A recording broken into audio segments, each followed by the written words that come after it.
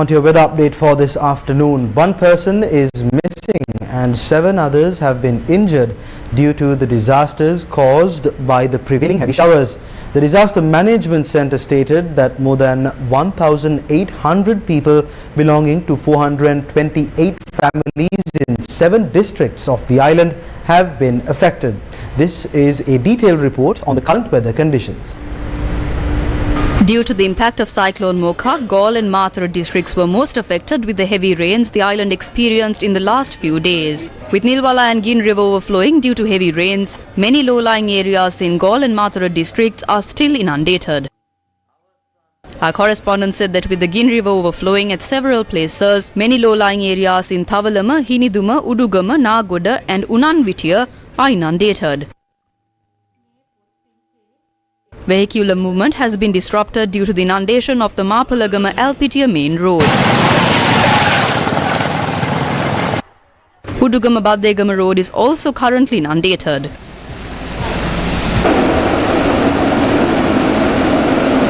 The low-lying areas on both sides of the Gin River such as Inimankada, Pathavali-Vitiya, Bambarahikada, Navankada, Agaliya, Mulkada and few by roads are currently inundated.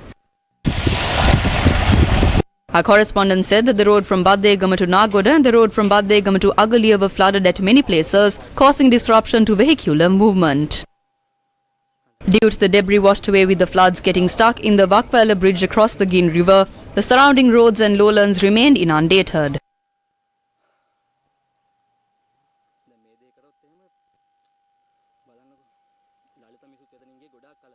With the Nilwala River overflowing, many houses and shops in Mathura Akurasa town are inundated.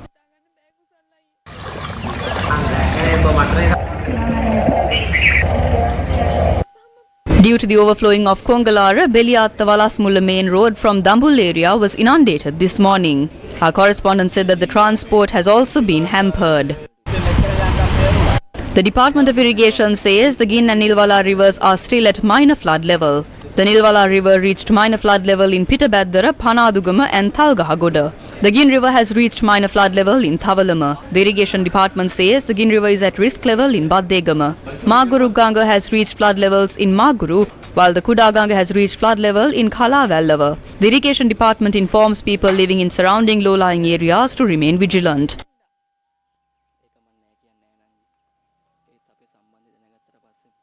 Landslide early warnings were issued for the Mathura, Galle, Hambantota, Kalutara and Ratnapura districts. Senior geologist at the National Building Research Organisation, Vasanta Senadira, said people living in landslide risk areas must exercise caution. The Met Department said that showers or thunder showers will occur at times in western, Sabargamu, central and northwestern provinces and in Galle and Mathura districts. Strong winds about 40 to 45 km per hour can be expected at times over the island. General public is kindly requested to take adequate precautions to minimize damages caused by temporary localized strong winds and lightning during thunder showers.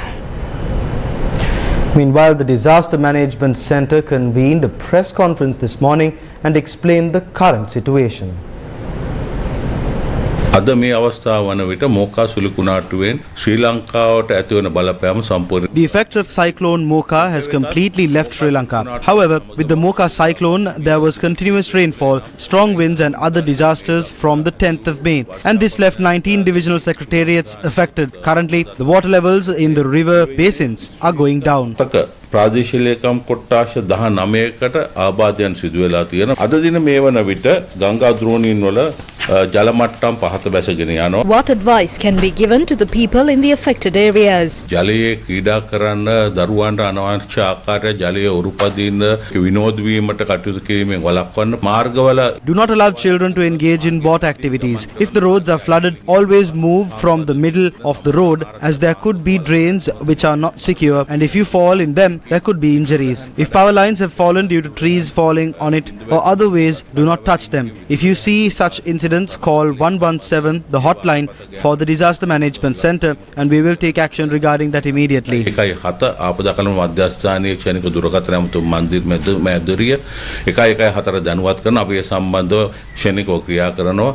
How is relief provided to the people in the affected areas? තත්ත්වයන්ට ලක් වූ පවුල් සඳහා සහන සැපයීම සම්බන්ධව මේ වැඩ කටයුතු දැනටමත් ආරම්භ කරලා තියෙනවා. ඒ සඳහා අවශ්‍ය ප්‍රතිපාදන ලබා දී තිබෙනවා. ඒ අනුව සියලුම ආපදාන් ලක් වූ පවුල් සහ ඔවුන්ගේ The work has already started and the provisions have been given accordingly. Food compensation for the people injured, a compensation for the partially damaged houses has already been set aside.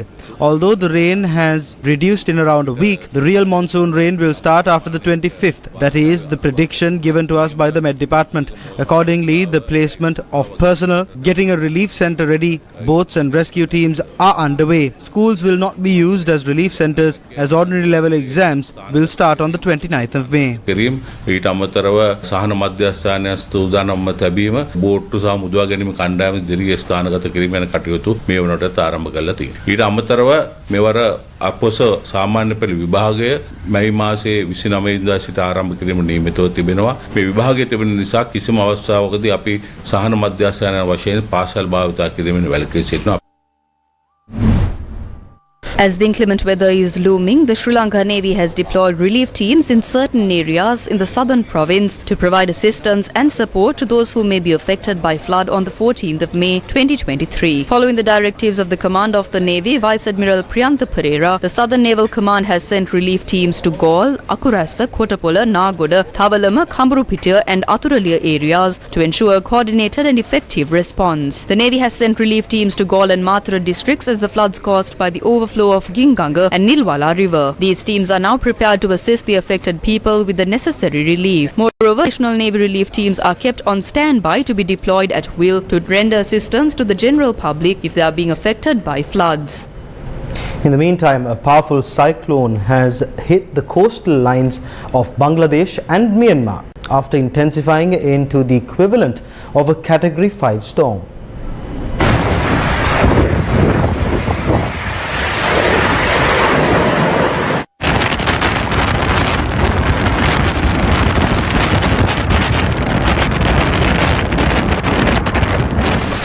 Cyclone Mocha did not make landfall at the world's largest refugee camp in Cox's Bazar as earlier feared, but still destroyed hundreds of makeshift shelters in the camp. At least 5 people have been reported dead in Myanmar. No casualties have been reported in Bangladesh so far. By late Sunday, the storm had largely passed. Bangladesh's disaster official Kamrul Hassan said the cyclone caused no major damage in his country, but landslides and floods are still hitting the area. Myanmar appears to have borne more direct impact, with the storm crashing through houses and cutting power lines in the western Rakhine state. Camps for displaced Rohingya in Rakhine state were also ripped apart. Expensive.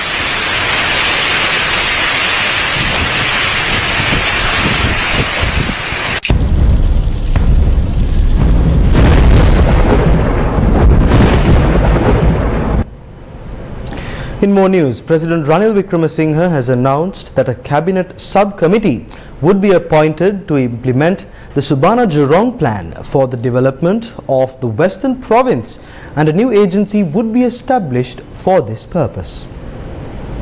The President has pointed out that the development plan presented by Subana Jurong in Singapore in 2004 has not been implemented properly so far. After 2015, the company has again revised and given the relevant plan, and the President advised the officials to discuss the plan with all relevant stakeholders and come to an immediate decision on the initial development plan needed for the Western Province, with further amendments if necessary. Meanwhile, the main development plan proposed to be implemented in the Western Province through the Urban Development Authority has also been presented to President Ranil Wickremesinghe. There was also a long discussion regarding the release of land and acquisition of land needed for the implementation of the development activities, and the President has instructed the officials to take necessary steps to speed up the activities, emphasizing that the Western Province, which contributes about 50% to the country's economy, should be subjected to comprehensive development through a formal city development plan. The President has also pointed out that the informal city development will be an uncontrollable situation. The President's media division stated that the President also instructed the officials to present the development plan for the Eastern Province to the Cabinet of Ministers. Sri Lankan authorities have lifted the heavy security curtain that was imposed in and around the University of Colombo over the weekend. This was the situation around the University of Colombo on Monday morning.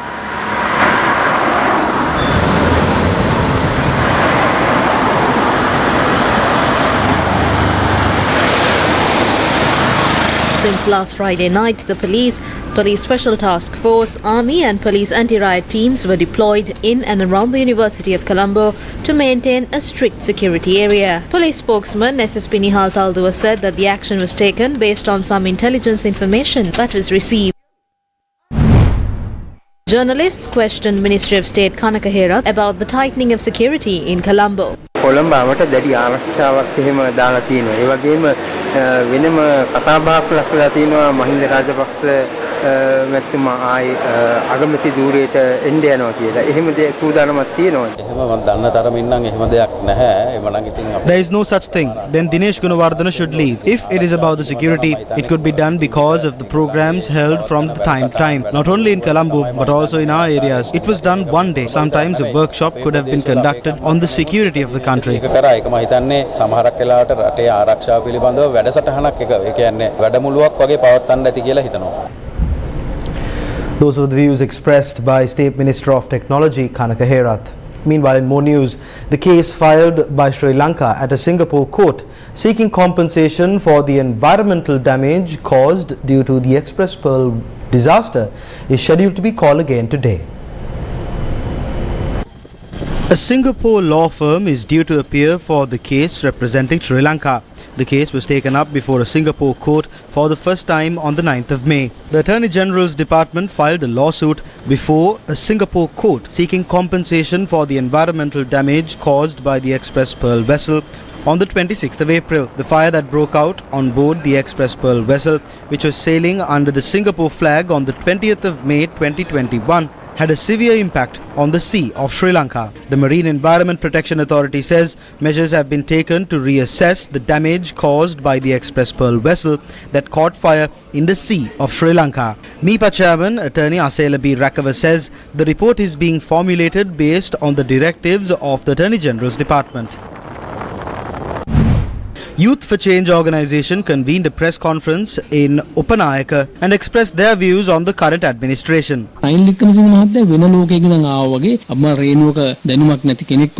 Wickramasinghe is acting as if he landed from a different planet and has no clue of what's happening. He is asking for everyone's support, stating that the country is doing well. What sort of a country are they developing? The CBSL bill was taken up for discussion. Once it was presented to the Supreme Court, a large number of amendments were ordered to be done. Anti-terror laws were brought to suppress activists, journalists and anyone who raises their voice against the government. They have sold our lands and also given the US and India space to interfere into our economy and politics. They've privatized education and healthcare and sold the energy to foreign countries. Do we even have a country left?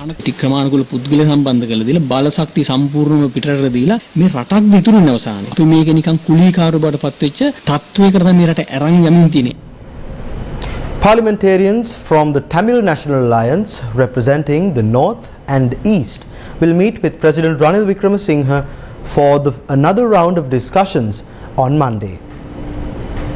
Tamil National Alliance spokesperson MP M. Sumantiran stated that the discussion will be held at the President's office today at 5:30 p.m.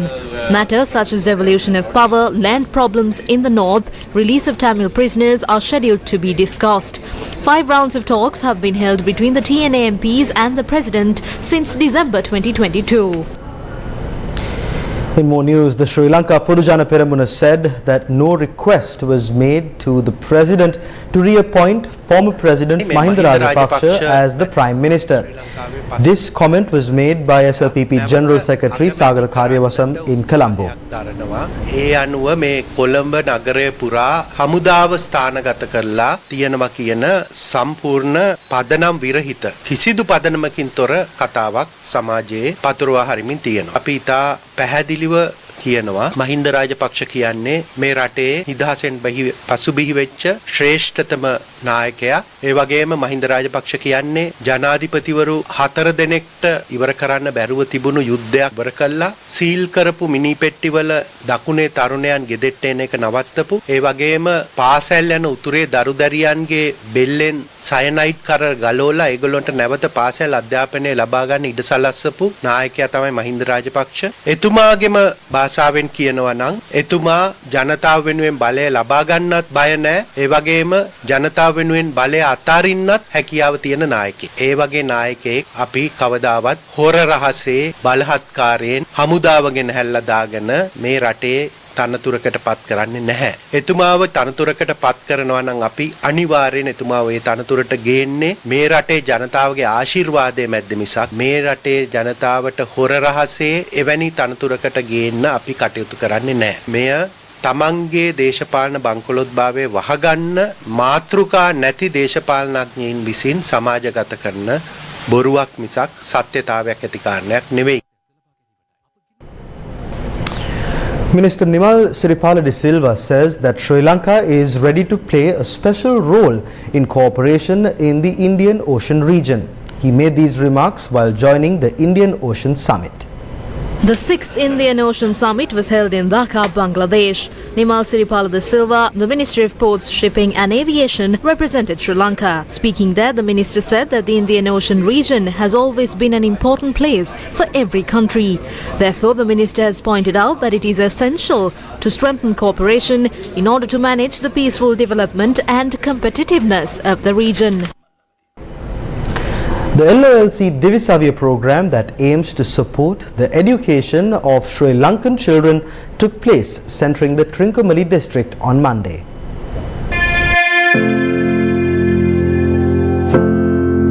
The LOLC Divisavia program delivers school books and stationery to the most impoverished students in the country. This worthy initiative is a collaboration between the LOLC group and the Ministry of Education.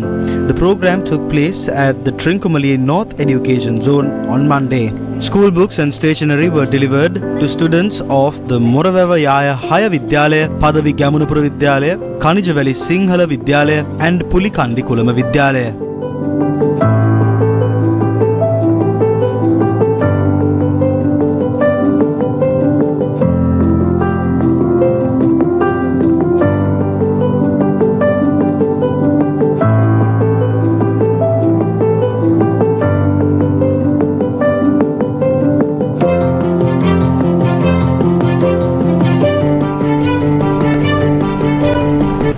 In more news, a cultural event to commemorate 75 years of independence of both Sri Lanka and Israel, organized by the Israel-Sri Lanka Solidarity Movement, was held on Sunday, which was the National Independence Day of Israel at the open-air theatre of the Viharamahadevi Park in Colombo. The aim of the event is to reignite an ancient tie between the two nations, to form a loyal, supportive friendship between the two nations, and to invite Israel to invest and engage in Sri Lanka's challenged sectors of agriculture, education, health and economy. Israel-Sri Lanka Solidarity Movement is a people-centric movement that brings together every religion, every race, every people group from across the nation, from all 25 provinces. From every district and province you will have a faithful gathering of people. It's a coming together. So this particular organization, what we choose to today present before you is that every one of you that are gathered here is a very special, vital part of birthing a new Sri Lanka. Members of the business community, Israel diplomats, Israeli families residing in Sri Lanka, clergy from different faiths and the general public took part in the event.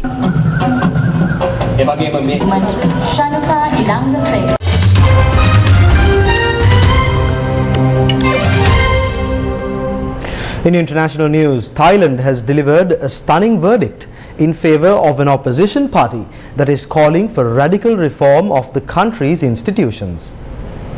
Early results show move forward exceeding every prediction to win 151 of the 500 seats in the lower house.